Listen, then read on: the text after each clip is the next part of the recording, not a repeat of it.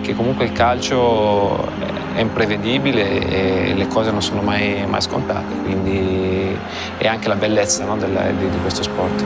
Io rappresentavo per questa squadra, era quello che non mollava mai, quello che doveva fare stare sempre sul morale, ma io mi ci trovavo bene perché sono sempre stato uno che mi piaceva dare fuoco ai miei compagni, caricarli prima delle partite. Il mio sogno si è avverato, è uno dei sogni dei bambini, di tanti bambini. È un qualcosa per la gente che riusciamo a fare diventare matti, riusciamo a fare diventare felici e contenti.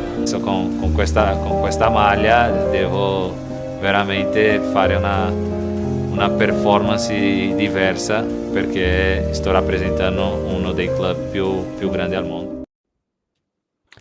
Hi everyone, good morning, good afternoon, good evening. I need to apologize at the very beginning. Sorry I'm late because my maths is not great. If you must know, I didn't do so well on my on my IGCSE maths and also on my A-level maths, so you can understand why I'm over an hour late. This time difference thing has really got me in a bit of a fix, but yeah, better late than never, and great to have our special and of course amazing co-host Shane is in the house. How are you doing, Shane? I'm good. So I've already ruined part of our intended podcast because I also have one of our transfer targets to this side of me, whichever this translates to you.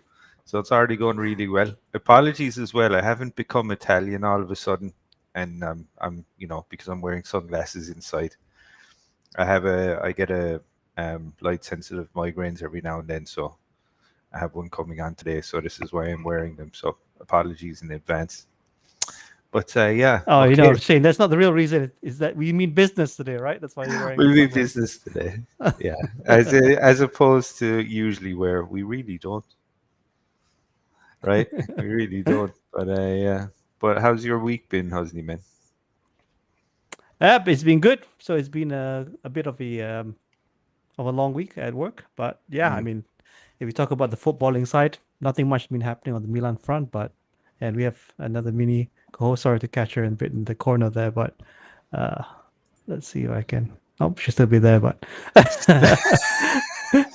yeah. Well, my daughter's joining us today, but yeah. Other than that, all good. And yourself, all the way in Europe, how are things over there in Spain? Good. It's starting to ramp up the heat now, so it's great because it's kind of becoming unbearable, and yeah, so it's really good. It's about 33 today, and I foolishly decided to go out for something to eat later.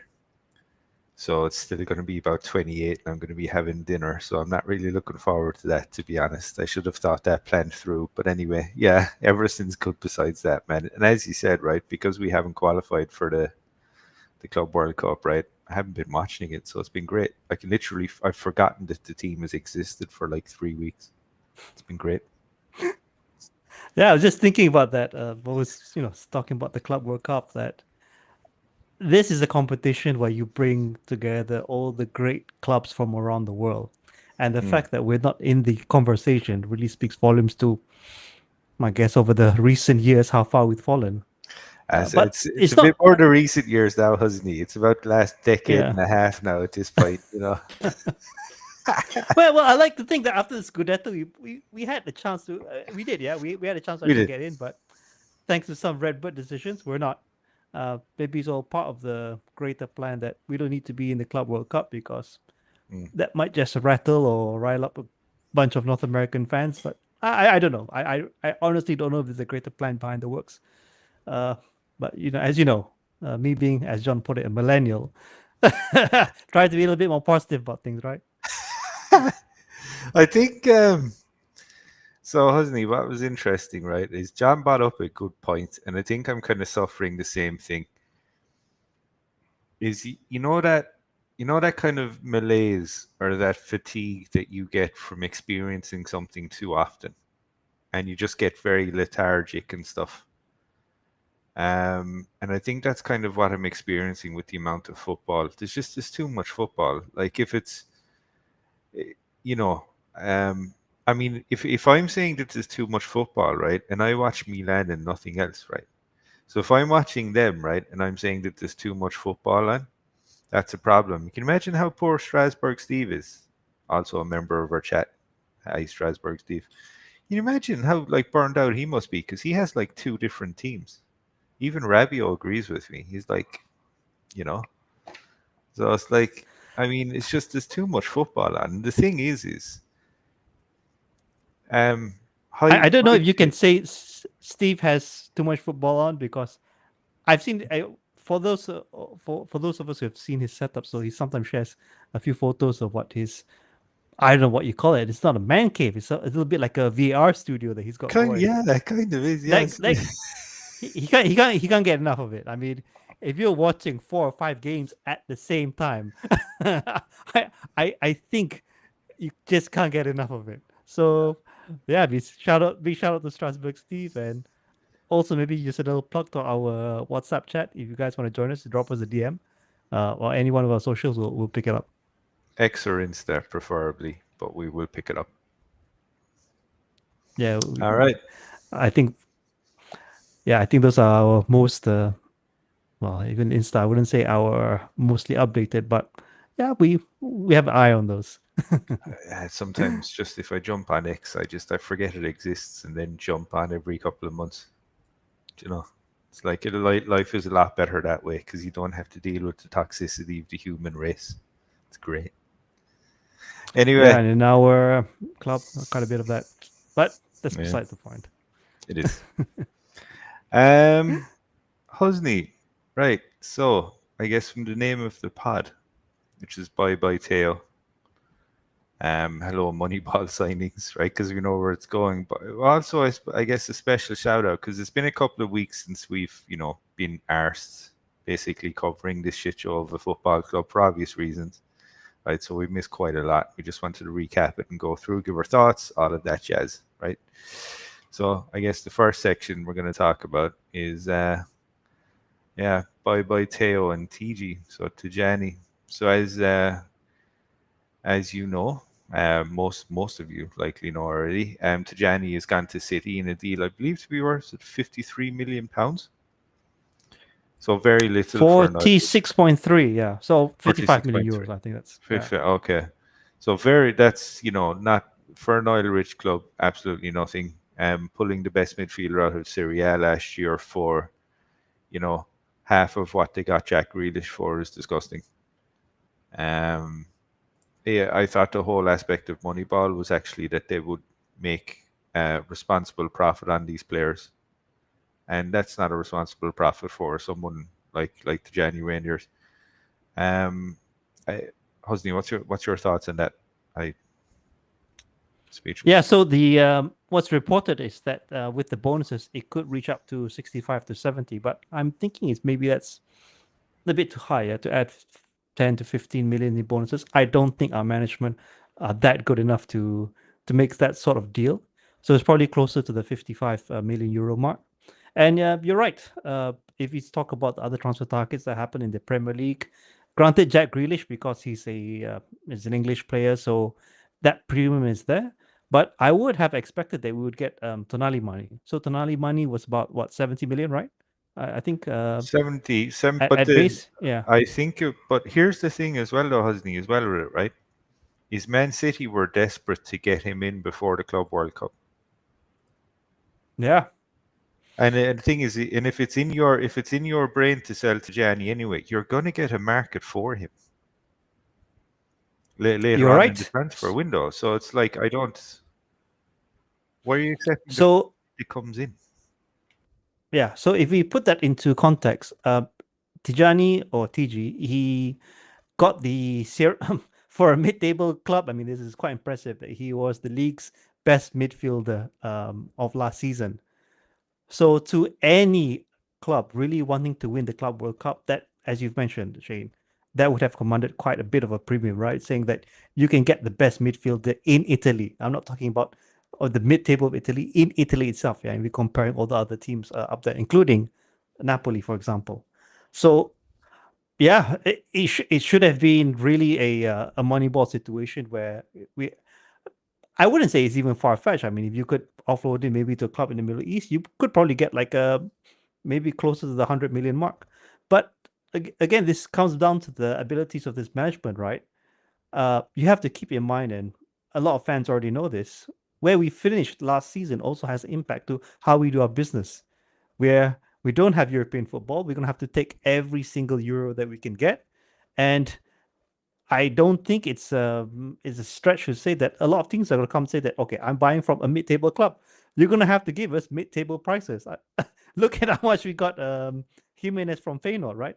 You would know that Feyenoord, even though they're doing quite okay in the Dutch league, it is not a top 5 league. So we go to them and we say that, okay, I'm buying from a club in a not top 5 league. You're going to have to give me a price that really reflects this. And it happened to us. If we were, for example, in the top 4 or we were in a second place chasing for Scudetto, I think it's a different ball game because you could say that we don't really need to sell Reijnders. We believe we need the sort of player to make a push for the title next season. Not happening with this management. Simply not happening with this management. You know what I did like about it, Husni, right? And I forgot, just to try and be somewhat impartial on this, right? As much as I can be, being a fan of the football club and not have spreadsheets, right? There was also added pressure on the management that they had to liquidate him, before the main transfer window opened, for the reasons of being able to show a positive balance sheet for this season, because they basically fucked the situation so badly on the pitch that, as we know, that there's no European football, so they were basically getting zero prize money.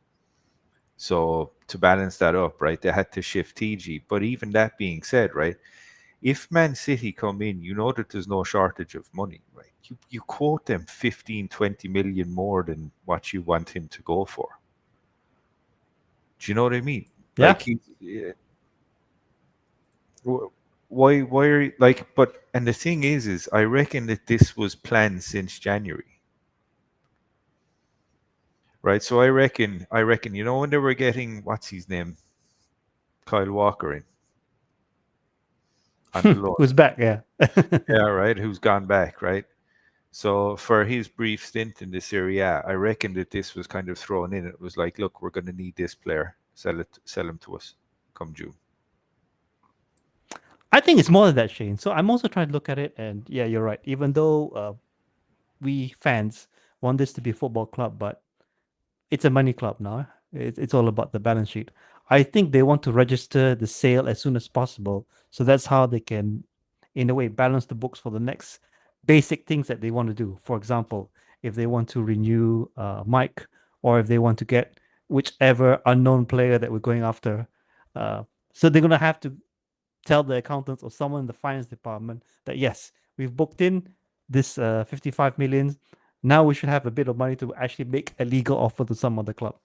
Maybe that's what it is. But Husni, they want to renew Mike, who's literally said, I do not want to stay at this fucking shit show of a club anymore. Sell me to Chelsea, right? And Chelsea said no, right? Because we were charging, what's to be fair, I think, what was it, 30 million, 25 million, and Chelsea wouldn't bite, which is, as far as I'm concerned, if Chelsea aren't biting at that, right, I don't think management did anything wrong, because Mike Maignan is that. He's a premium goalkeeper. Last year of his contract or not.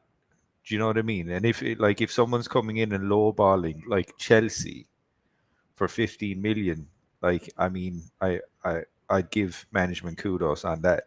But that being said, Maignan was trying to push through the transfer because he was like, I don't want to stay. So, yeah, but you mentioned a few things there, Shane. About him being a premium player. I don't know whether this is also a greater strategy, a newer strategy about how we keep players. There's two parts of this that I think would be clever. Is that you play hardball, so clubs essentially can't take up these players, and you, in a way, really try to fight hard for that renewal. That could be a strategy. And push comes to shove, and there were already some reports, if we talk about Theo, of if some players last year of the contract, if they don't want to renew, then they have to relegate themselves to the fringes of the team. And I talk about fringes, it can be as harsh as being not in the list, in the stands. I don't know what, training with the Futuro team, wherever they may be. You've been Those are the sort of things that Origi, we have to my look friend. into. Yeah, but the thing is, though, Yeah. Husni, like they're not gonna. If you, even if you have Moynihan or Theo, and they refuse to sit out, right? This management don't have the balls to bench them. So they're You're going to be right. And playing. there's They're going to be also a playing. segment of fans that defend this to say that we can't play hardball with players. But this is then what happens. So you've showed a picture of one guy that maybe is in our orbit, yeah, which is Rabiot. When you come up with players who have very tough agents, and for those who don't know, Rabiot's agent is his mom, so that makes it doubly tough. You're gonna have to play tough with these players and their agents. If not, we're gonna getting pushed around. But like you said, this management don't have it in them, don't know what they're doing. We're probably gonna walk into like a loss or like a mistakes worth tens of millions at least at this rate. But, oh no, sorry, Christian. So just to confirm, so I have, I'm not wearing. I just need to point this out, right? Because I don't want it to be thrown around and trying to be a wannabe tough guy or something. So I get light sensitive migraines every so often. So today I have one coming on, so that's why I'm wearing the sunglasses and I'm inside. So that's it. I just want to confirm that. But yes, Husni, no, you're completely correct, right? But the thing is that Husni, like at the end of the day, right? If the project's going well, right, and if a player thinks he can win something big, right, he's going to stay at the club. You have bargaining power, right? But when the project isn't going well and no one, I mean, look at the state of our club, right? Players aren't going to want to stay. I mean, Moynihan is a great example of this. I mean, Theo is mentally checked out, and to be honest, I think Theo is an excellent player. However, he's just at the point where he's decided no longer to show it for us anymore. So that being said, he's better off going to a place where he can excel, and I wish him the best. But that being said, if the project was good, you would retain these two players quite easily. You see. You have to ask yourself, Shane, and you know this already. Do Hmm. we have a project? We don't. We don't. Nah. We've somewhat gone into a time machine and traveled like what 6 years or 7 years back into the past, and to say that getting back into the Conference League is already a successful season. This If is you- how far we've sunk. Dude, our sporting director is Iglitare. Right? And it is literally like going back 15 or 20 years, Husni, because our manager, right, is fucking Max Allegri. Right? So it is, man. It's literally, we're regressing here. And I remember Arrigo Sacchi, right? It was last year, well, no, it would have been the year before because Pioli was still here, right? One of his, and what he said about Pioli is Pioli's, he's trying to play quite exciting football compared to Inzaghi. Inzaghi was more kind of old style, right? And but like I'd like to see what Zacchi's going to say about Allegri because it's going to be fucking depressing to watch. Now, am I against it? No, because I think, right, it's better for us to win ugly as often as possible, right? Just where we're at right now, compared to beating Inter 5 times in a season and then I don't know throwing points away or getting knocked out by who's it Feyenoord in the UCL, right? So I mean, there's no consistency there. Whereas I think Allegri will bring that. But that being said, though, this club is going nowhere. Like like the only place it's going, as you said, is backwards. Like there's no, you know. This is why it's been so hard to generate the fucks that I need to generate, right? To come on a podcast about this fucking club. Do you know what I mean? Yeah, on that point, and Like- yeah, on that point, I do want to add something. Yeah, about winning ugly. You're right. Yeah, I would also take those ugly wins.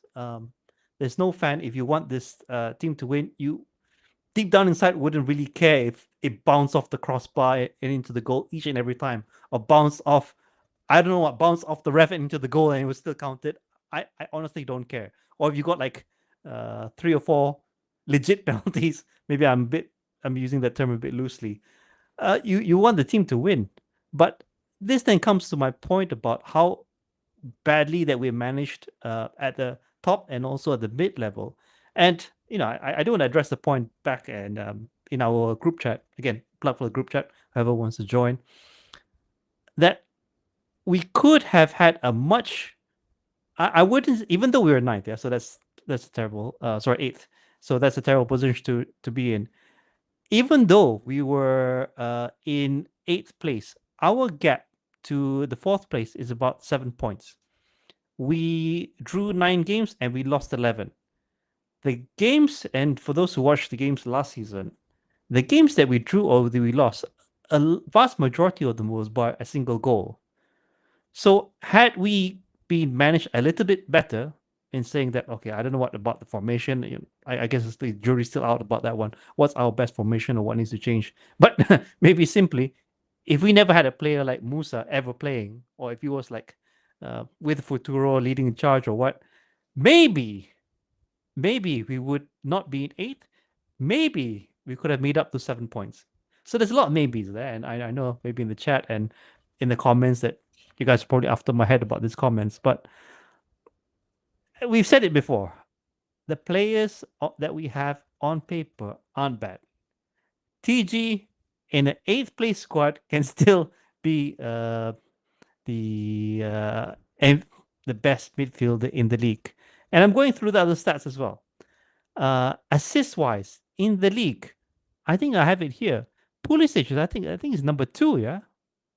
Someone correct me if I'm wrong here, but I'm looking at the stat leaders in the league. Pulisic is number 2. So we have some decent players, but like I said at the beginning, top management, absolute disaster.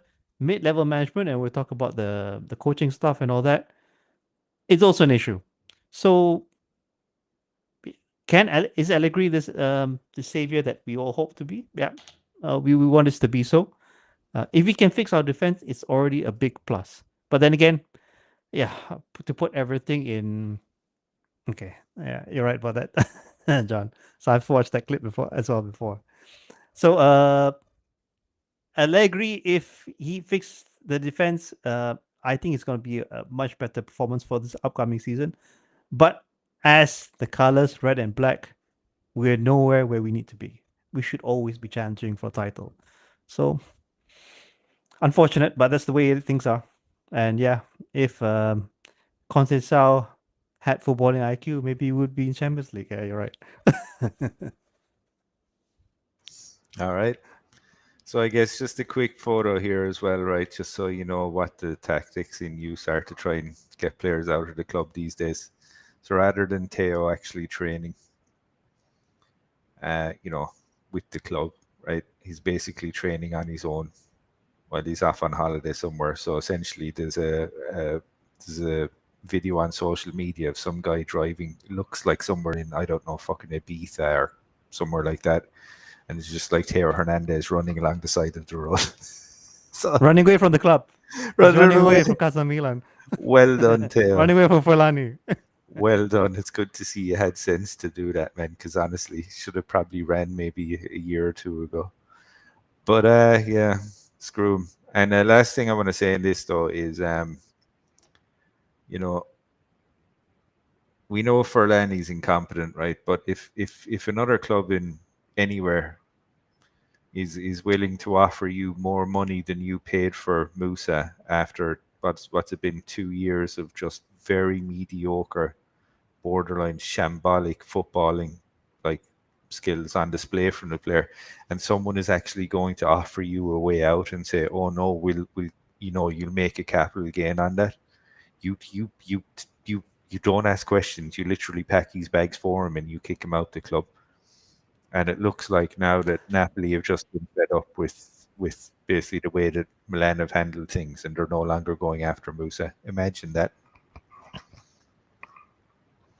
Yeah, if you don't want to pack his bags, ask the fans to do it. We're willing to do it for him for free. I'm willing to pay out of my own pocket a ticket to go to Milan. I'll pack his bags. I'll drive him to the airport. Hell, where's he going? He's going to Napoli. I'll drive him to, to Napoli. I'll I rent the mean, car, everything. the thing is, dude, what I don't understand about it as well is they're all for like. So for Moneyball to work, right, it means, right, so you buy players that are, that are not valued correctly, then you try and, you get them up to a certain level and then you flip them on at a profit, right? But what happens if the players that you buy are dog shit? Like in this case, right? You mean we got scammed? Yeah. Yeah, so I like think people can see it. When we got scammed, it's so obvious. We're on display. so when you get scammed for a player like this, right?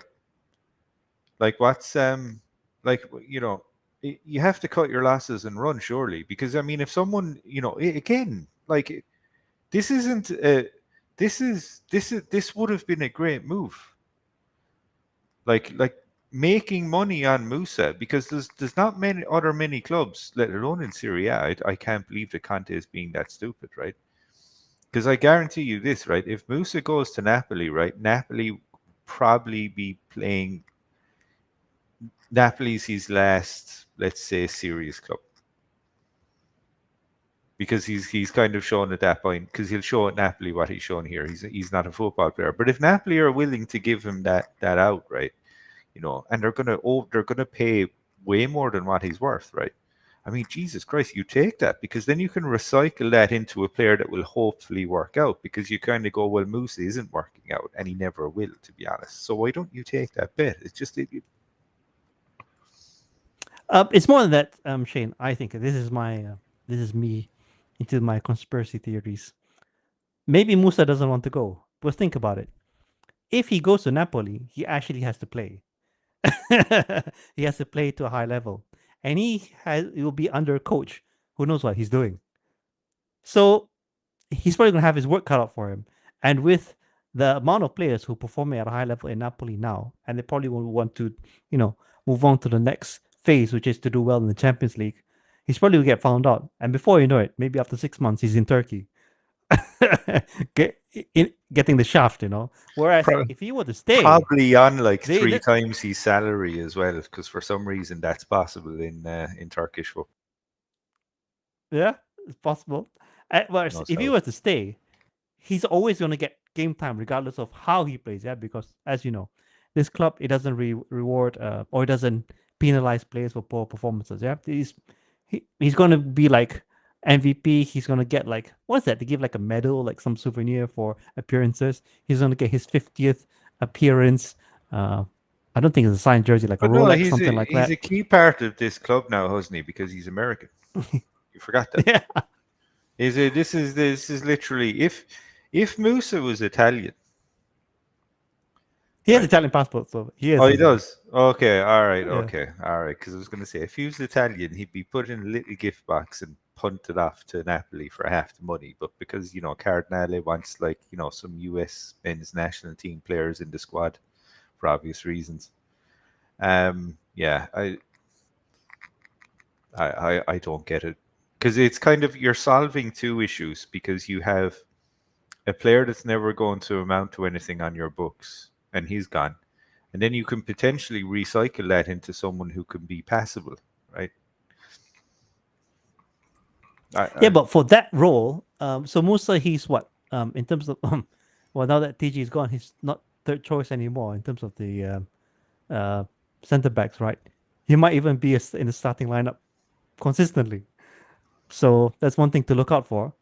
But then I'm also thinking is that, does he have competition from Futuro?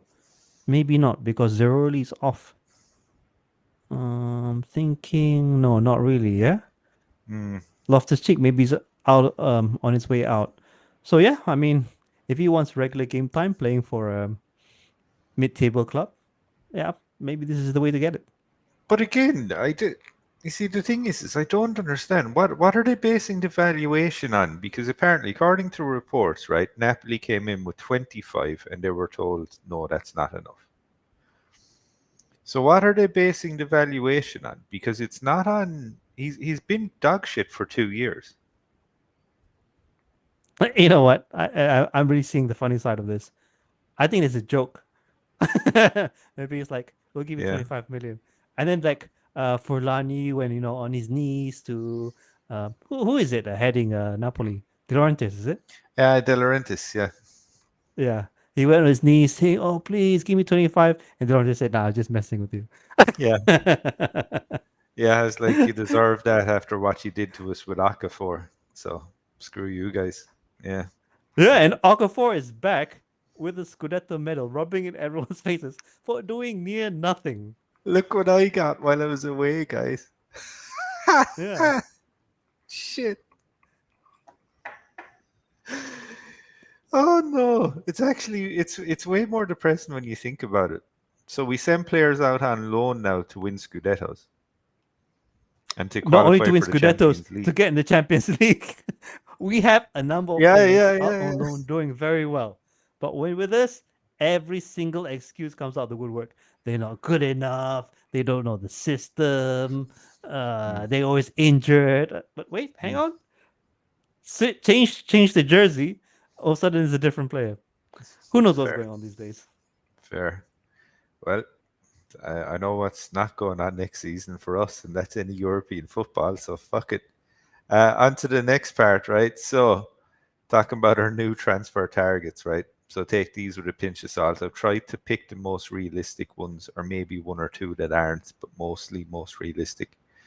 So, Redbird, when they came in, they wanted young, exciting players. So therefore, now that the shit has hit the fan and they've realised that they don't know what they're doing, they've gone for a guy that's nearly in a wheelchair at 39 years old, soon to be 40, Luka Modric, which you can't really fault his qualities, Husni. He is a world class player, and you can see why he's been bought in, right, to kind of try and breathe some responsibility into the players that play alongside him.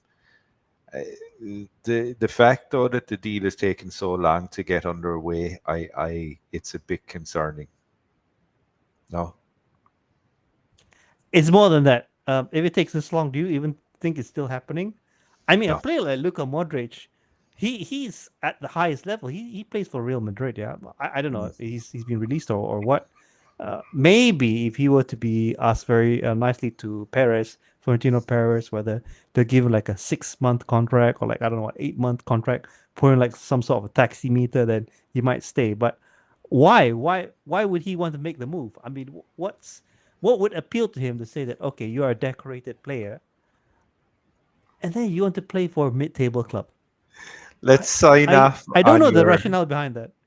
let's sign off on your illustrious career, right?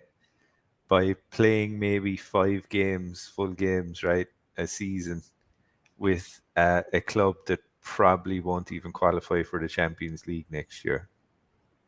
Yeah, it can't be the money. Definitely, it can't be the money because we're not No. offering anything that would attract anyone. I mean, he would go to the Middle East for that. It can't be the European football because we aren't in any competition. So what is it? Does he just like the colors? So well, no, because the thing is they know. So there's a lot of pictures of him going around like when he was a kid. You know the way you always have these retarded photos of like showing a like a big professional footballer now, and it's like, oh, look, that's Mbappe. He wore a Milan jersey back in, you know, 0405. He's a Milan fan, right? It's like, but dude, fucking every kid was wearing a Milan jersey at that point. Do you know what I Because mean? we were winning. Because we Are were they wearing winning it now? stuff, That's the right? question. It's like exactly right. So it's like, but apparently there was like a photo that went around, and you could see it was more than just. It was more than just the jersey because he was decked in like the full tracksuit and stuff, and then he gone and he was holding some trophy. I can't remember if it was maybe a Champions League trophy that he was holding with his parents. You know what, Shane? And we've seen this photo before. Hmm. Samu Castillejo has that photo. Yeah, when he was a kid wearing the Milan jersey. You're right. Even for us, yeah, we were growing up, we wore this jersey. But Hmm. whether we are a player that deserves to wear it on the pitch, you gotta ask yourself. But yeah, this management maybe is to sell jerseys. Maybe some, they've done their studies. Whatever consulting firm has told them that if you sign Modric, you'll be able to sell like what 5 million jerseys.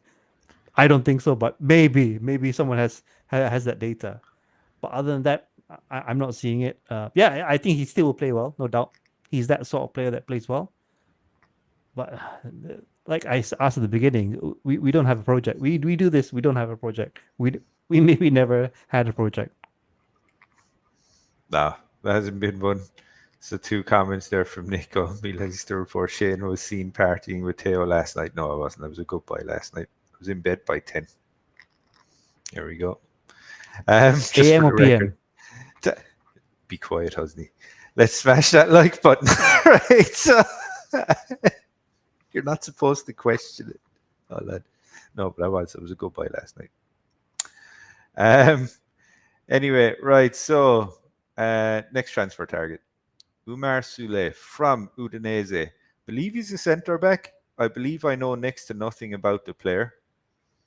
And I'm assuming he's going to come in for who? Tomori? I don't know. I hope so. But then again, I've always said this, and I don't know why we're getting this management is not we, but this management is still confused about this.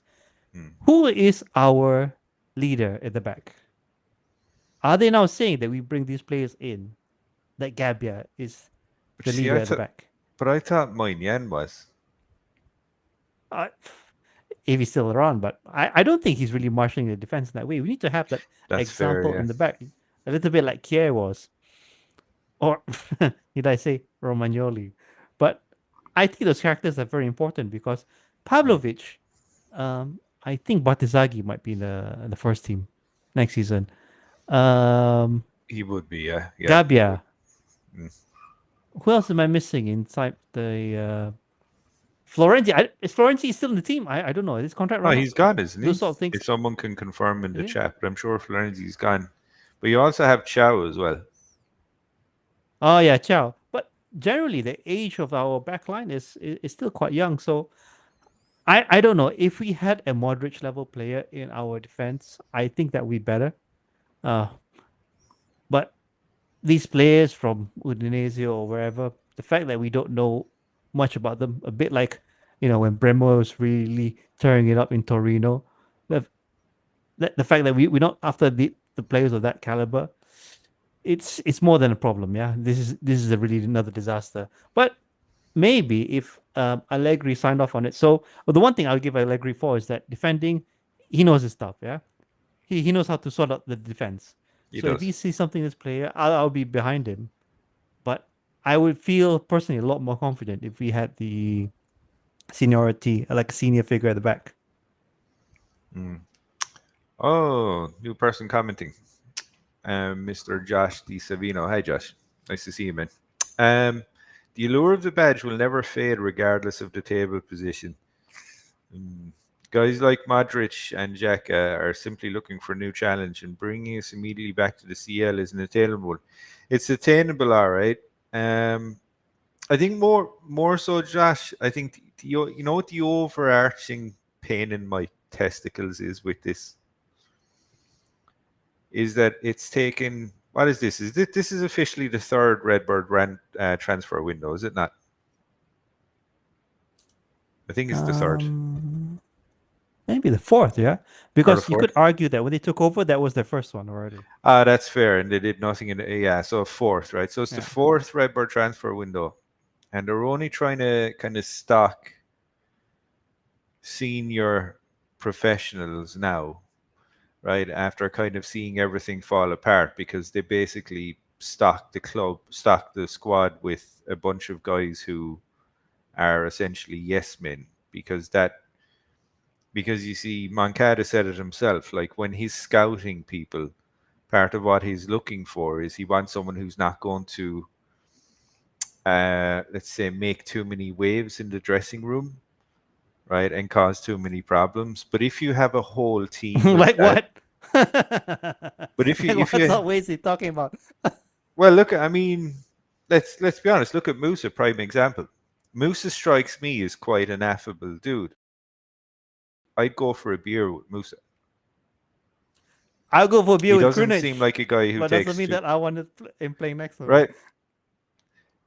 Exactly. See, this is the thing. So basically, what Mankad is looking for, he's looking for yes men in the locker room, right? But the thing is you need, you know, for every yes man, right, you need like a Gattuso. Uh, Do you know what I mean? I, You I like I do, you yes. need a you need there. So the yes men, if I understand what you're saying, Shane, so we need to have the right blend of characters in the dressing room, yeah? 100%. And they can't just be people that are not going to rock the dressing room because that's someone who's quiet and it's, you know. So I think Moncada's Excel table has a filter with players with like a speech impairment or like they're mute. So That's a yeah. terrible thing to say, Husni. Oh no, that is very bad. Okay, all right, yeah, okay, I get you.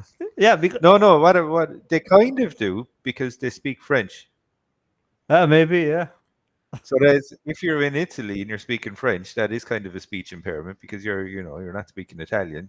Although Italian's no longer needed in our locker room anymore because Hang on, we're does limited by Moncada even Italians. speak Italian? I haven't seen any of his interviews, I think. I God knows. I don't so at a functional level. I mean, how long has he been here now? Right. Although, I don't know, according maybe he to sticks out his John, phone with the Google Translate. Hey, this is what I want to say. although according to John, according to Lab Gorilla, sorry, I should say, right, that apparently you would. So the amount of time you live in the country doesn't directly reflect how well you speak the language, because apparently, according to Lab Gorilla, he basically said that like when Ibra speaks Italian, he sounds like a 5-year-old. So I Yeah, don't fair know. enough. Yeah. Yeah. But good afternoon, Fahadinho. Nice to see you, man. Let's move on to the next Moneyball shite. All right, Granit Xhaka, the player so fucking hardcore, his parents named him after an igneous rock. So, I mean, yeah, that's a dad joke. All right, deal with it. Anyway, all right. So, Granit Xhaka playing with, what is it, Leverkusen. Husni, what are your thoughts on this one? I think this is looking fairly likely, to be honest. So Xhaka, he surprised me quite a lot. Yeah. So him in Arsenal, and I remember the incident where he was, I think, either sent off or subbed, and he actually stuck out his middle finger to the fans, and Arsenal fans were all after his head. So I That's thought the this man kind was of player probably we done. need. I'd love to see that. I'd love to see that. Yeah. But what I would credit him is that he's really reinvented himself in Germany. But as you all know, the German league, and we've had transfers from the German league before, they don't really translate into how we want to do things. So I hope, if this is another Moncada-led signing, that he's synced up with Allegri in terms of what are the sort of profiles that Allegri really needs, or he's just reading the sports section of any newspaper and picking out names at random, trying to get players to join our club. I think he can probably do the job. So there's another Arsenal player that I was surprised made it into our league. Um, what was his name? Benacer. If you guys in the chat, no. Benacer was next Arsenal player. No, there's an Arsenal player. I don't know if he's Greek or what. He made it into Serie A, and apparently he wasn't bad. So I don't know whether it's us being a little bit like the Arsenal of Italy, and if you're at Arsenal, you just perform a lot worse than you actually are. But when you have No, but that's to what Italy, we you have are, to change though, fortunes. Husni. That's what we are. We're typical. We're. So imagine, so Arsenal fans, right, talking about how they're hard done by Moneyball, Flamini, Christian Pazmino was saying, probably Flamini, hasn't he? Matteo Flamini, No, recently. Let me find recently. it. Sorry, I'll just look it up. Well, you see, Arsenal fans think they have it tough, right? Because they're moneyballing, but they're moneyballing in the EPL, which is, yeah, fair enough. You're at a disadvantage, right? Because we all know what moneyball is, right? But the thing is that you're still able to get players for 80, 90 million. You know, whereas like Milan are getting players for what, 25, 30? People get excited if they spend over 30 million on a player. You know, because it's just that's how bad the league is, and that's, you know, that's 100% the league's fault, and we could talk about that for ages, but not to derail the conversation. But that being said, though, we're kind of like an even poorer Arsenal, and we'll win just as much. See, but we've said this for the last 2 or 3 years. Like I said, we're doomed to mediocrity. But on that point, Shane, is that, do you think the league, and I'm also thinking about Scott McTominay in Napoli, where I'm surprised he went to Napoli, or they actually made a move for him. It's really a place where you can reinvent yourself. We have a close example back home with Pulisic. So pretty much he's washed out of Chelsea. We couldn't really get the games that he needed, but with us, he's probably our best player, if I can say that. Fair. So yeah, in line with us getting rejects, cripples, cons, has-beens, retirees, please come to Italy. Yeah, I mean, well, look, right. The thing, and again, this is the thing with Moneyball, because they're trying to extract value where it hasn't been discovered yet, right? And at some point, right, there's nothing wrong with that, because even Berlusconi did that with Milan Labs, right? Because okay, maybe not where the value wasn't extracted yet, right? But Milan Labs, Seedorf was, you know, not going to say he was on the verge of retiring when he came to us, but he was just consistently getting injured. Milan Labs completely rejuvenated him. You know, Cafu as well. His career was extended for years, and that was Milan Labs, right? So there's nothing wrong with trying to extract value out of players. I think every club, every serious club does that. Every club does. But I beg to differ a little bit, Shane. So during Hmm. that period of time that you're talking about, we Hmm. were the best league in the world. Players, if you went to Italy, it was an upgrade for you. To stay in the Premier League, it was okay. I wouldn't say at the bottom, but you weren't at the top. You knew you weren't at the top, yeah. And in those years, unless you weren't playing for Manchester United or maybe Arsenal during the glory couple of years, Yeah. you really weren't in contention of being one of the best clubs in the world. So generally, if you went to Italy, even at that age, it was a step up. Another new commenter. Hello, Mickey, Mikey, Which one? Let me know. Pulisic is rubbish. So the thing is with Pulisic, right? I'm not anti US bias, right? What annoys the shit out of me with Pulisic is he's kind of lumped in. He's been one of the very good Redbird boys, right? But you can tell as well that he wasn't bought for footballing reasons. He was bought just to sell more jerseys in the US. And for me, the common symptom here is our owners are from the US and they need to leave the club. So while Pulisic I think he's a good player, but he's more of it's such a shame he's associated with this ownership. If we got like really good ownership, let's say tomorrow, and Pulisic stayed, I would like to see him do really well and maybe change it a bit. But I think the way it's going, even Pulisic has said that his agent has basically told Milan, if there's any further contract talks, he's putting them on hold for a renewal because he wants to understand the club's plans, the trajectory for the club. And it's like, can you imagine him going into a meeting with Ferlani and going, Ferlani, what's the plan? And Ferlani's going, oh, we'll just do what we've been doing. It's like, oh, so there's no plan. So basically, Pulisic is probably end up being sold. Yeah, players do that. If it's true what's been reported, they know there's no plan. They just say what's obvious, more obvious than as obvious as it gets. Yeah, There's Oh, no it's Mikey. plan. Okay. I Okay, want to Mikey, leave. cool. You really have to convince me otherwise. They're not going to be able to do it with money. Even if they make him wear the captain's armband, not going to make a difference, yeah? Why would he want to be captain in like ninth place? I think so. I think we're better with Pulisic than without I agree. Pulisic, right? So here's the thing. Um, I feel a bit sorry for him because I think if Pulisic was I think if Pulisic was in under different ownership and the ownership were just as much of a sham, let's say that ownership were from, I don't know, pick a random country. Let's say if the ownership were from France, right? And they bought in Pulisic, and Pulisic was doing what he's doing now.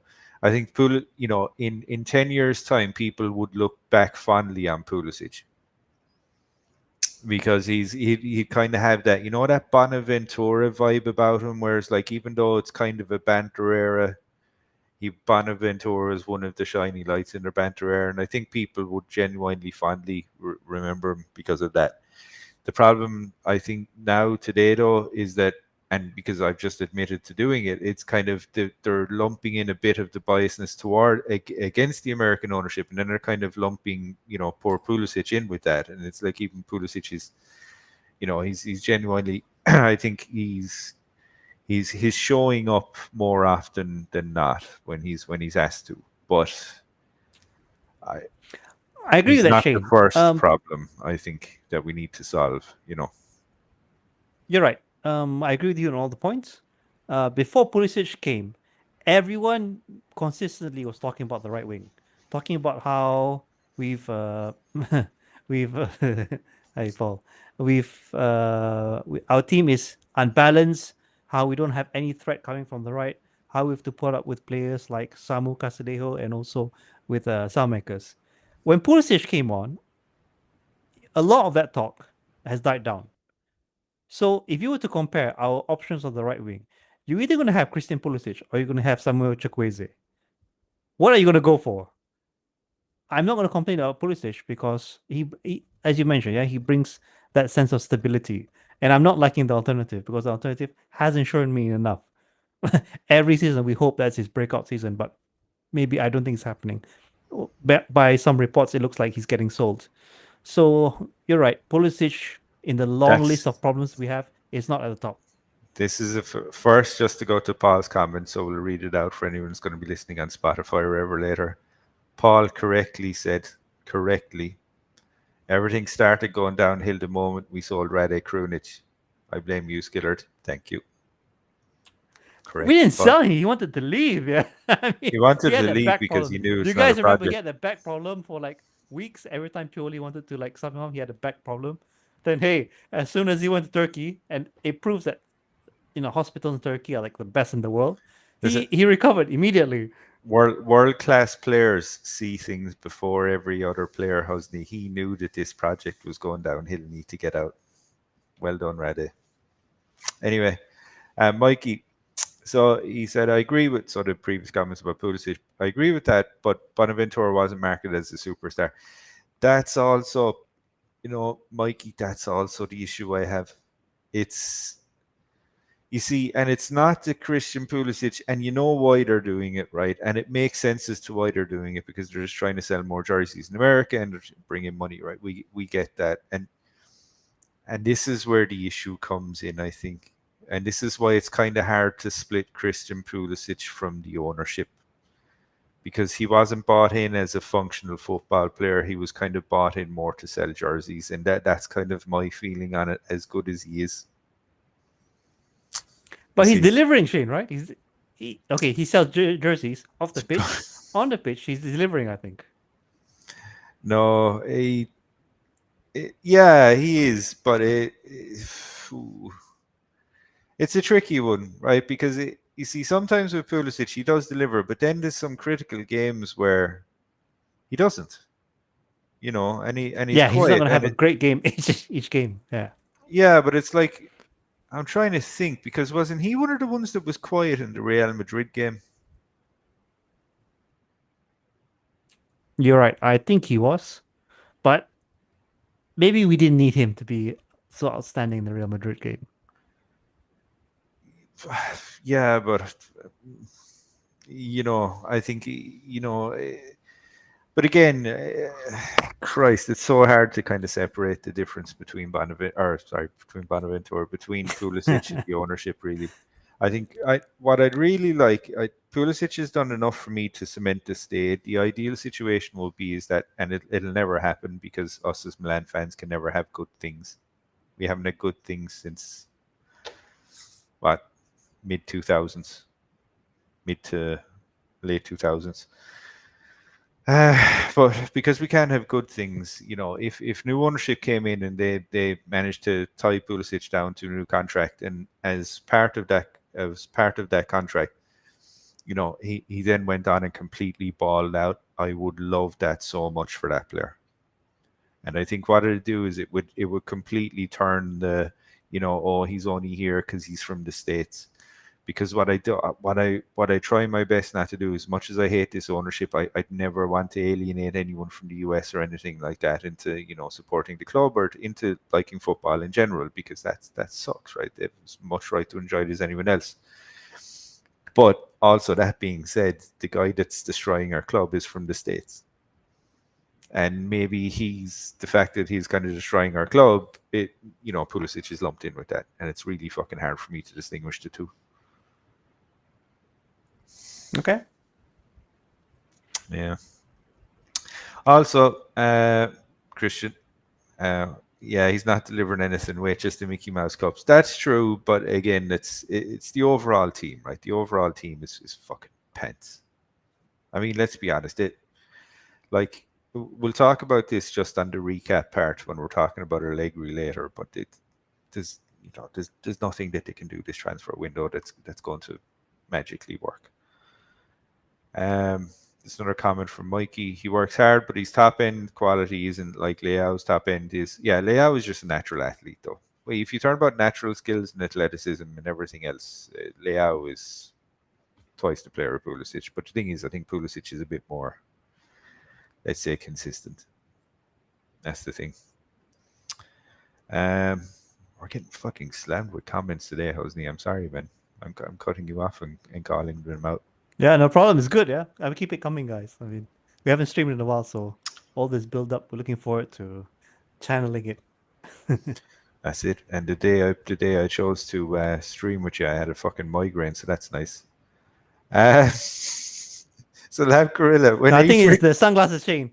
When you wear the sunglasses, I mean, we're getting a lot more viewers. It is. I apologize about sunglasses. I don't like wearing sunglasses inside, but I have to sometimes. When Ibra gives interviews, it's actually a little sad because you can tell that the reporters end up treating him and talking to him like a child. Part of it is linguistics. Part of it is immaturity. That does not surprise me at all. Oh my God. And last one there from Mikey. I'll be honest, I think Modric will be our best, which is an indictment on the club itself. Exactly. A 39-year-old will be our best player. So it's very much like a, Ibra coming back kind of vibe, then Giroud, But it's an indictment on Moneyball, though. It doesn't work, right? That's the overall reaching.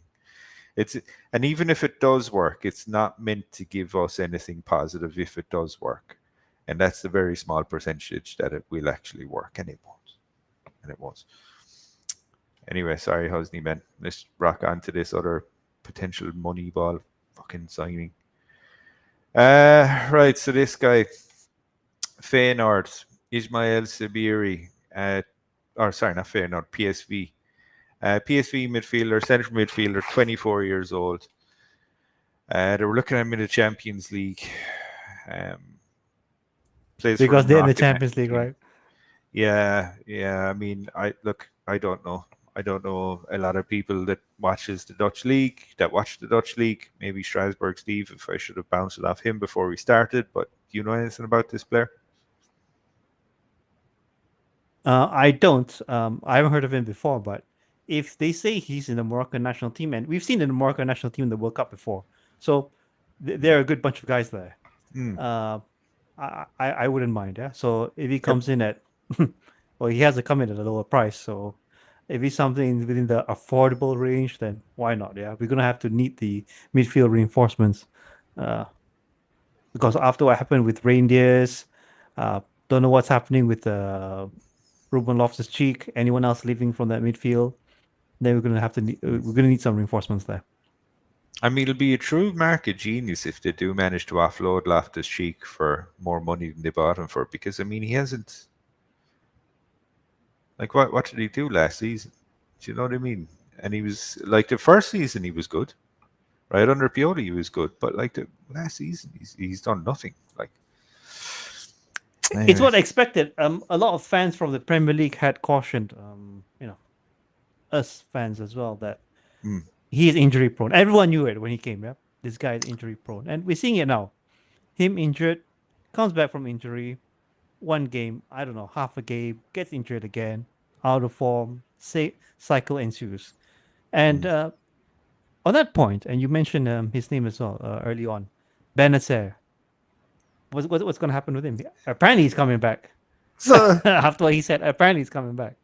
so after flaming the club, basically saying that ripping us to shreds, the poor sod has actually had to return back because Marseille aren't they're not taking up the option to buy him. It's funny enough though. I could see Benny, right, being very functional under Allegri. Could you? Yeah, he could. No doubt the quality the player has, it's not in dispute. But again, and we spoke about this many pods over.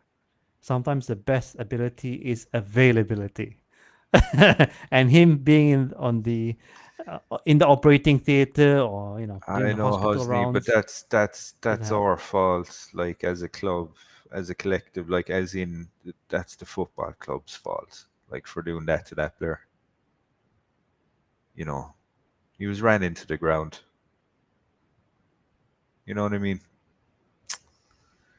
It's a Well, I wouldn't say his time in Marseille was terrible. I'm looking at the stats now. So he played 12 games. sure. Maybe that's 12 more than he would play with us. And 2 assists. So definitely not great. Maybe not good. But still can pull a little bit of weight. Yeah, but I suppose the way to look at it as well is he's the type of player that the Derby needs, that is Derby, right? And maybe Benny's just not at the stage in his career when he can be that. But there's no reason why Allegri can't get something out of him. I don't think we should be quick to throw him away, especially when you have Napoli being stupid enough to try and offer us money for Musa. Yeah, but Shane, I'm not seeing Allegri some sort of savior of sorts. Yeah, he can't work miracles as well. I don't think he worked miracle in Juventus, by the way. No, he didn't. Because I mean, look, he inherited Conte's squad, right? Yeah, he did. But let's be honest, Husni, he did an awful lot of good things with what was majorly not a great Milan squad the first time he was here. Right. So the thing is I don't like 15 years ago now, Shane. No, I get you. But what I'm saying is I don't get. I'm not saying you're saying this, but I've seen a couple of fans kind of mentioning, Allegri is no better than Fonseca or Conceição, but it's like that's complete bullshit. Like he's proven success in this league. Guaranteed it was with an over, what's the term, dude? There was interesting things that happened with player contracts and player transfers during his time at Juventus. But even so, like he was winning league titles, right? He got them into the Champions League final. Like yeah, he's and in done the good season things, where we got it through the courts, he got that fourth place. Yeah, it wasn't as he got that fourth place. No, he got the fourth place. Like, and that wasn't a good Juve squad. So the thing is he can do it. I think we're underselling him, and I think that's normal and to be expected because we're so fatigued with shit coaches. Because I'd said this on our chat, right? That Allegri is the best manager that we have had since Allegri. You know what I mean? Because there hasn't been anyone since him. I mean, who do you pick? Maybe the first years of Pioli. Yeah, maybe, but even so, even with Pioli, there was also that thing that you could always say with Pioli, which was how much of that was Pioli versus how much of that was just giving creative freedom to the likes of Rebic, who came on form, and then Leao, who came on form. Yeah, and you're then, right. Yeah. You know what I mean? It was kind of Pioli was just the guy to say, "Oh, Leao, you just go and do what you want to do." You know. Yeah, you're right. So in our charge for the eventual Scudetto in the season leading up to it, you're right. Leao wasn't our starting left winger. It was Rebic. You're right. That's it. So, interesting take here by Josh. I do believe Allegri Atari can build a solid squad. I hope so. Genuinely, I do, Josh. That said, if they do, management will likely take credit, yes, and pretend everything's rosy. But if they fail, they're likely to blame Allegri Atari, cowards. This is also the issue. Someone should have been fired. Someone should have been fired from last season. Ibrahimovic should be nowhere near the club anymore. Ferlani should have. If he's not going to accept responsibility, at least take a step back and give it to someone else. Moncada hasn't, covered himself in glory either. Moncada is nothing but a very good scout, and I still say that being a very good scout because he's had a track record of finding great players during his time in France. I mean, he discovered Mbappe, for fuck's sake. Right, so he does as a scout. His current role just makes no sense. It's not natural to him. He shouldn't be doing it. Ibrahimovic would just made so much sense to sack on the spot. It's like like you've said, Shane, this management, no one's held to account, and it comes very much from the top levels of ownership. If they don't care, nothing's going to happen, right? They don't have to sack anyone, and especially in the case of Ferlani, he's an Elliot guy. So yeah, I Elliot know. really doesn't care to say that. Yeah, I know what you mean, Husni, right? But the thing is if it would have been in management's best interest. I'm not defending this management. All right, I can't stand them, just like anyone else. However, it's like some of the common sense moves they don't make, right? Someone had to be scapegoated, right, for this season, right? Because we all know it's a collective problem. It's not it's a one-person problem, right? The easiest person to scapegoat, because he is completely, he's at fault just like the other three or the other two, right? But you dump Bieber in a heartbeat, right? Because the fans don't like him and don't respect him, right? He appointed Karofsky, who is, as far as I'm concerned, is still there. Looking at the Futura project, right? And then it's just a very unlikable human being. Even the way that he gives, Ibra as a player, you can pull that off, and well done, Ibra, because as a player, you did pull it off, and you pull it off quite well. But when you're going into a position of authority where you're supposed to have a modicum of respect, and not display your authority to childhood bullshit that you say, you're supposed to display it by what you do. He's not there. So I mean, you fire Zlatan. And Mikey, this is the one thing that really pissed me off at this point. So like Baresi was my favorite football player of all time. On a Sunday morning, right, if it's quiet and I'm hungover, what I'll do is I'll go onto YouTube and I'll put on like a game from Milan from like 91, 92, 93, where Baresi's playing, because I love watching him play. Right, but the thing is he's at this club now that's like, dude, it's like, you can't, don't be associated with this, because you have your money made. You've made your money. Retire. Fucking. When you see what they did to Maldini, you leave. You retire. You don't have your name associated with this. Well, we don't know what happens behind the scenes, Shane. There's a few gambling addicts out there, so I'm not saying that they're gamblers and they're deep in debt, but maybe there's something that's going on behind the scenes. I don't know, man. But it doesn't.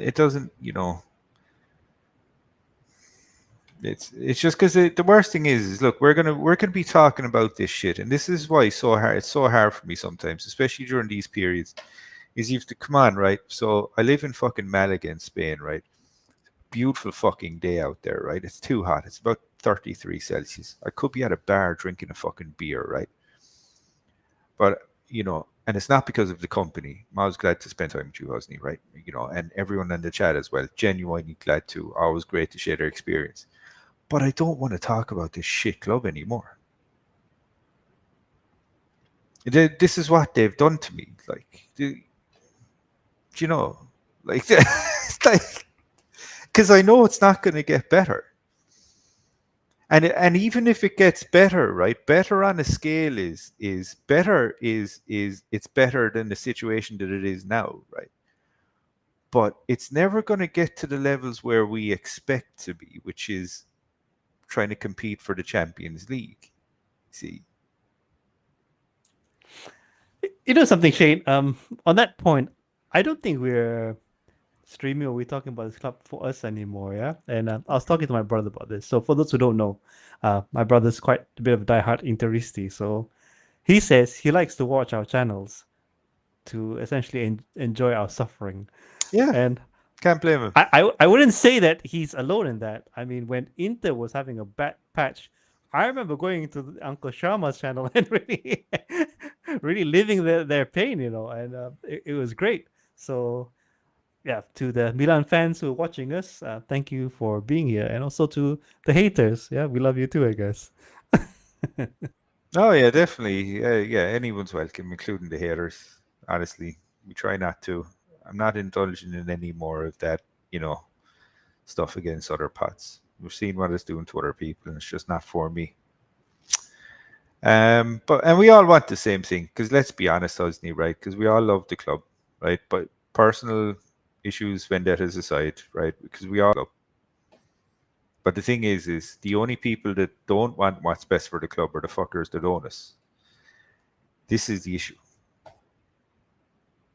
Because they don't Yeah, want you're right. sporting success. They just want to fucking, a stadium, flip us, and then get the fuck out of here. And that's fine, but it's the amount of damage that you're gonna do along the way. And I said this last year or the year before, right? And I'm sure people would have thought that I'm crazy, right? But I think what's happening is you have all these American hedge funds now that are looking at the Serie A football clubs as an undervalued asset, right? And they're looking at the league in total as an undervalued asset. So their main MO is, if we can go in, we can build the infrastructure ourselves, we can start marketing it, right? Get it to where it used to be in the, let's say, the 80s, 90s, right? Compete with the EPL, and then we're just going to be rolling in fucking money, right? And I get that, but the thing is you don't import American you don't import with that, right? Calcio is not American football, right? There's such things as relegation, and there's all these different nuances. But if your investment thesis is you want to build up the league, you can do that, but you leave Calcio untouched. It is what it is. It's the Calcio that makes it beautiful.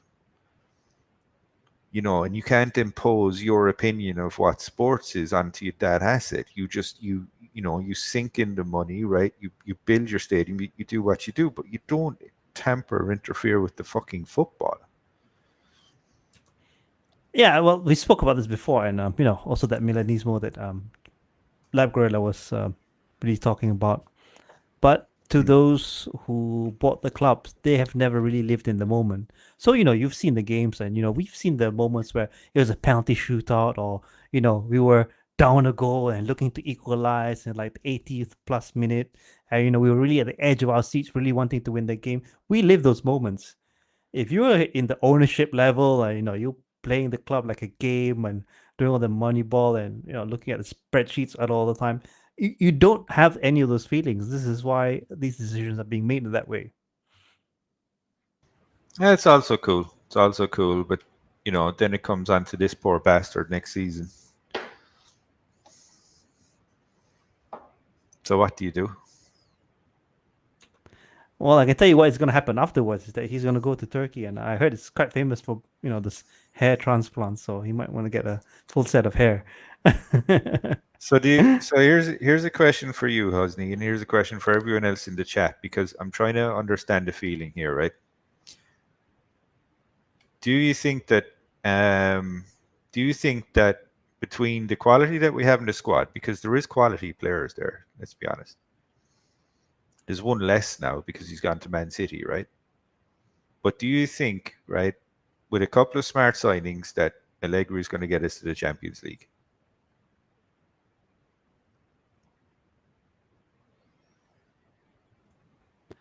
Yeah, he should. He should be able to. I think he should be able to. There really is an excuse at this point. Yeah.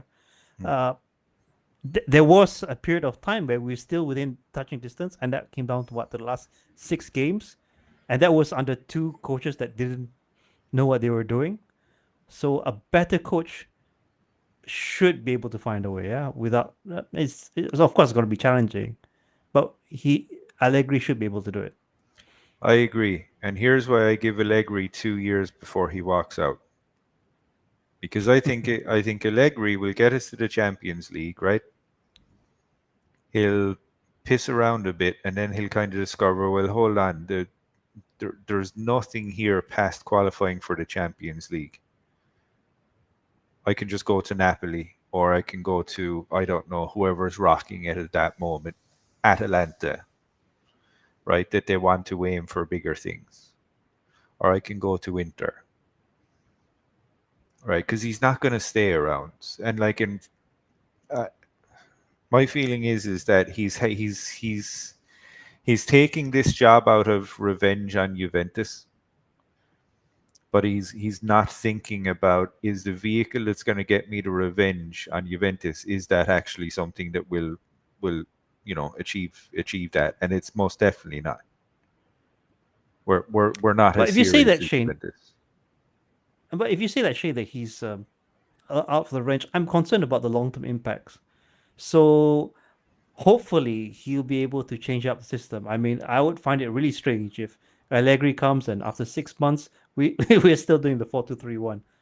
If he's looking to change up the system and he leaves, I'm not confident that they can find a coach after Allegri that essentially can play the same system. And we're back at it. Yeah, we're back to mid-table, trying to find a way into the Conference League. So I'm also worried at that point. I mean, 3-5-2. Well, we tried the 3-4-3. I don't know whether we actually did the 3-5-2 at any point. Maybe if we did, we didn't stick through it throughout the game. So the long-term impact, I'm very concerned about it. You see, there's nothing. This is very much a temporary stopgap, right? This is what Allegri is. Allegri isn't there to kickstart any new project, right? He's just there to right the ship. But the thing is after Allegri is done, so once Allegri's done what he needs to do, there's nothing more required from him, right? So the thing is who comes in afterwards? Because it's not going to be someone of quality. And definitely not Conte. No, it's not Conte. Like Conte was presented to us in a gift wrap box.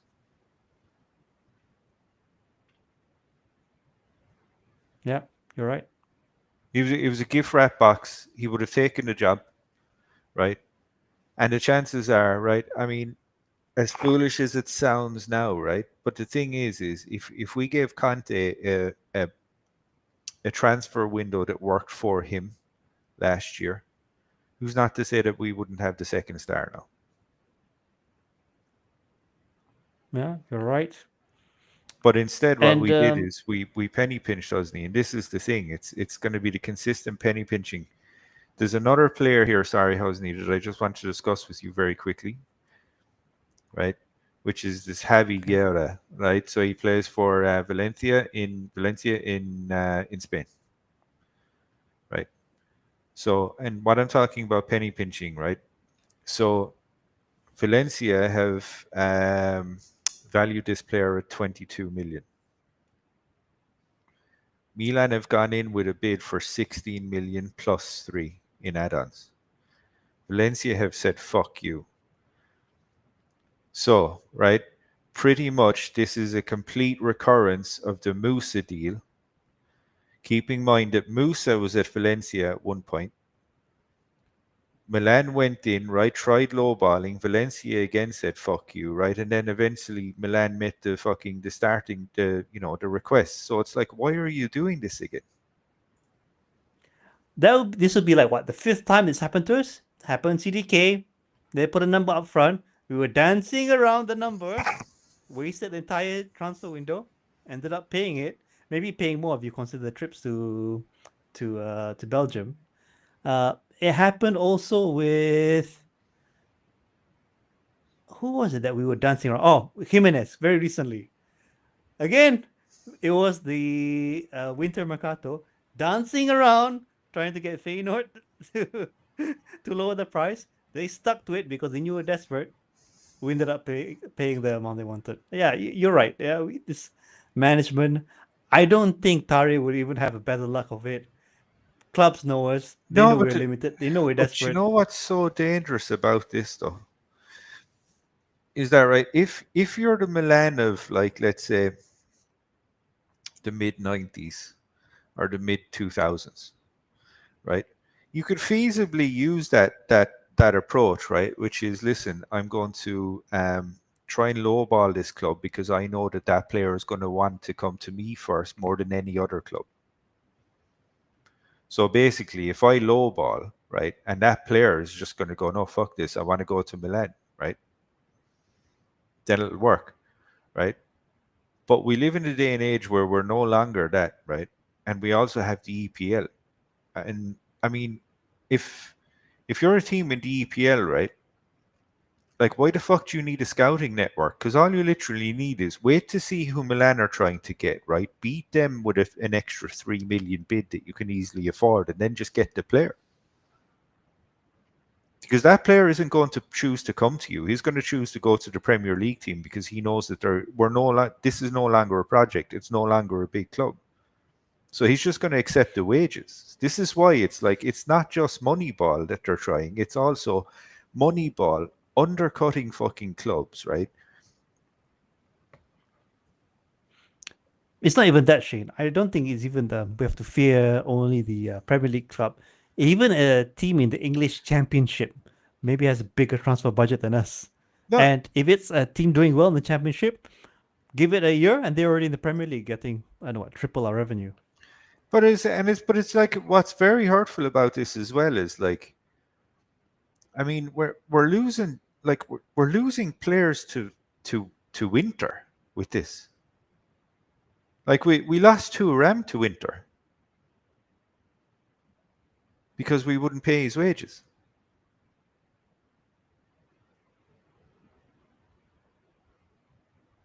Yeah, well, that is a little bit more to that, as some of the apologists have told me that Inter was speaking with Thuram way before we got in on that deal. Look, Husni, do you know, look, right.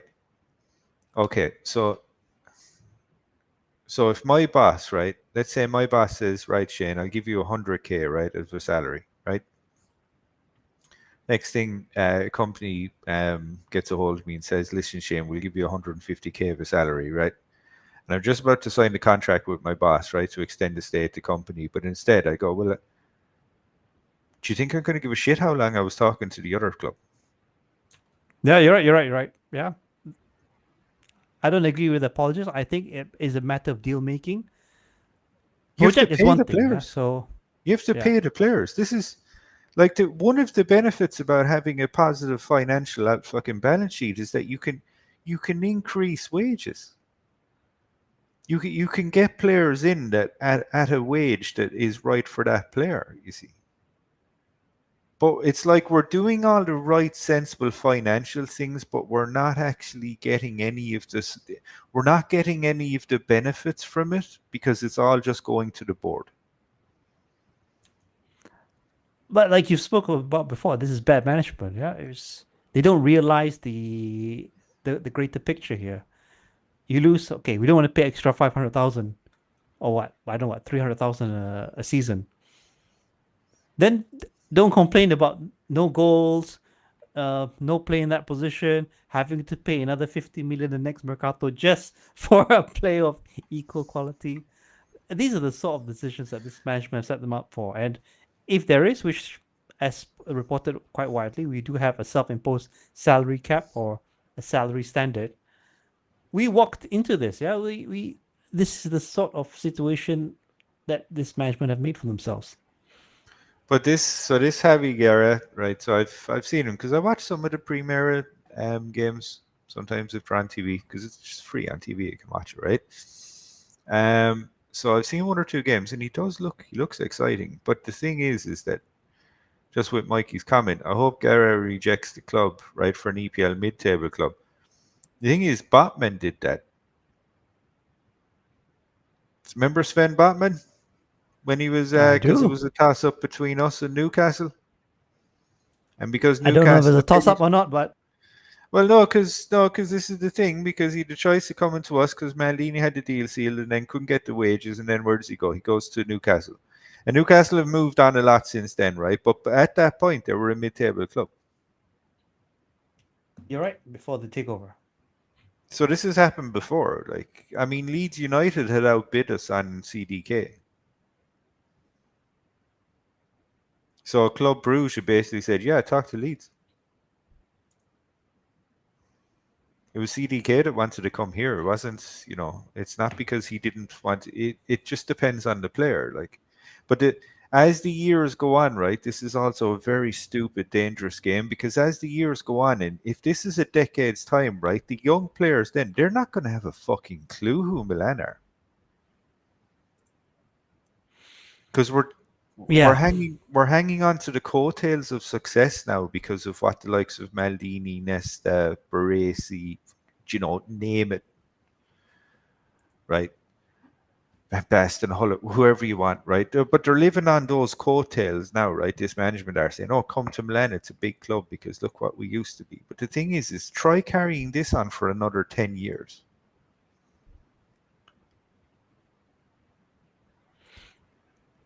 Well, we don't have that draw anymore. So part of this and why we were successful in the other deals is that it was a complete package at the moment. So and you mentioned rightly, yeah. No one can deny the effect of a big individual like Maldini leading the charge. We don't have that anymore. Yeah, you mentioned Baresi is not going to do it. Can't do it. Don't want to do it. Ibra doesn't know how. Probably can't do it. Who do we have left? No one really. Tare? I don't think he's a decent enough name. So a lot is hinging on the badge. Yeah. Tare was moneyballing before. Moneyball was Moneyball. Like, I mean, and he's had to do with Latito, Lazio. So he's proven he's a total yes man, and he's perfect for this management. But still, at the end of the day, there is no like. This is what this Redbird have been here for 4 years. This season is going to be the second reset in 4 years. Right, because they had to reset when Maldini went, right, and they got in then these fucking, fair enough. Look, they got in Reijnders and they got in Pulisic, right, with the Tonali money, right? Kudos. Okay, great. And Chukwueze. And Chukwueze. Exactly. And RLC and fucking Musa and so but this is essentially, it's going to be the second reset, and it's kind of, you're going like, how are you supposed to build consistency or any sporting project if what you do is so bad that you have to reset it every 2 fucking years? Like, heads would roll. Like, the Inter fans must be laughing at us. Like, because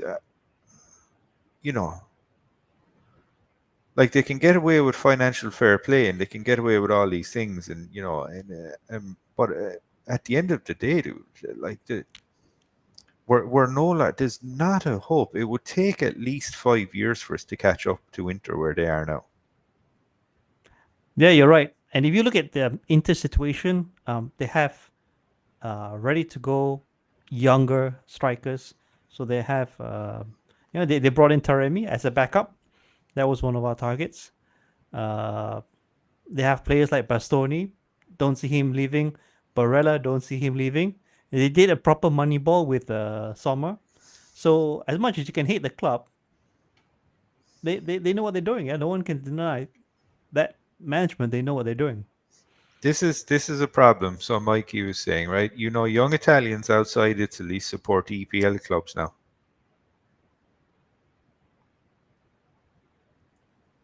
Not surprised. I think another famous one, example, and most of you know this, Fabrizio Romano. People ask him which club does he support. He supports the Premier League team, doesn't he? Does he? Yeah. I remember I saw the video. You should support Max and Gino over at MLM Podcast. Shout out, Max. How are you doing? Big shout out, MLM Podcast. Do give those guys a like and subscribe, please. After you like and subscribe to us as well, by the way. I always forget to say that. I always do. Fahadinho shouted out earlier. Thanks a million, Fahadinho. And so did Nico. Thanks a million, Nico. But I always forget to say it. Anyway. All right, so yeah, we're at the 1 hour 30 mark. Any closing comments, Shane? No, just thanks everyone for joining. He supports Watford. Who the fuck would support Watford? Fabrizio Romano does. Yeah, I know, Josh, but Inter. I know there's the 5-0 in the final, but keep in mind. We wish that was us, right? Yeah, I would wish that we got to the final to be demolished by an oil-rich fraud team. Do you know what I mean? But the thing is it not a chance we'll ever. Never. We'll never see that under Redbird. Anyway. All right. Thanks everyone for joining. Thanks everyone for spending a bit of time with us. Really appreciate it, especially with me and my fucking migraine. This was a bit of a trek, but we made it. And yeah, that's all I got to say. What about you, Husni? Yep. Thanks everyone. Just to read out, we had quite a number of people joining us today. The ones that I can remember. Kim, thanks for joining us. Fahadino, Josh, thanks for that. Paul, you were here. I remember you. Mike, Gino, Mikey, thanks for joining us. And yep, you're all welcome. I apologize. On behalf of the team that we haven't been able to pod as regularly as not many games to cover. The fact that we're not in the Club World Cup. Probably sad to talk about it, judging from where we are. But we want to thank all you guys, and please, and we appreciate you. You can catch us on YouTube, Apple Podcasts, Spotify. I'll upload right after this. You can drop us a DM on Instagram, and also on X. Even if there's any topics that you want us to cover, if you want to join our WhatsApp group, please drop us a DM as well. And we'll send you the link, and feel free to join us. And again, enjoy the misery together, if I can say that. It's the only way through it at this point. Because it's like Mikey just said, he's like, these are dark fucking times. Keep safe, everyone. It's like, yes, these are very dark times. Trust me. The banter era wasn't this bad because you knew we were shit and you just accepted it. The thing is it's bad this time because we're being fucking lied to about how shit we are, and some fucking idiots of our fan base think we're actually doing well. That's the difference. And on that, Forza Milan, and catch you guys very soon, hopefully. See you soon. Che comunque il calcio è imprevedibile e le cose non sono mai scontate, quindi è anche la bellezza, no, di questo sport. Io rappresentavo per questa squadra, era quello che non mollava mai, quello che doveva fare stare sempre su il morale, ma io mi ci trovavo bene perché sono sempre stato uno che mi piaceva dare fuoco ai miei compagni, caricarli prima delle partite. Il mio sogno di Saverato è uno dei sogni dei bambini, di tanti bambini. Gol è un qualcosa per la gente che riusciamo a fare diventare matti, riusciamo a fare diventare felici e contenti. Con questa maglia devo veramente fare una performance diversa.